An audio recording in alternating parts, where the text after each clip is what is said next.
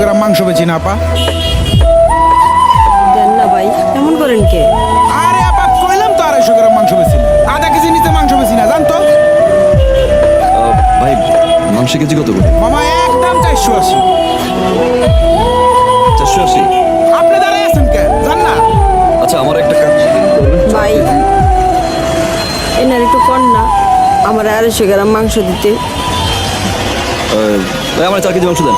ওই রান্ডালো, ভাই কর না। এই আপা জান, জান তো, ওই বেটা এই খেতাবি কইতে ভাই যত সব। কি হইছে? আরে ভাই আজকাল কি আধা কেজি নিচে মাংস বেচে 250 গ্রাম মাংস চাইতেছে। এই আপনি যান, পকেটে টাকা নাই, আইসে আবার মাংস খাইতে করতে যায় আপা, এগুলা। ওরা তো খুচরা 250 গ্রাম মাংস বিক্রি করে না, আর খুচরা 250 গ্রাম মাংস তো অনেক কম। আপনি 250 গ্রাম মাংস দিয়ে কি করবেন? আধা কেজির নিচে তো মাংস বেচে না। আসলে কি ভাই, বাবা আজকে পরীক্ষা কিন্তু ভালো দিতে হইব, অঙ্কে 100-তে 100 পাইতে হইব, ঠিক আছে?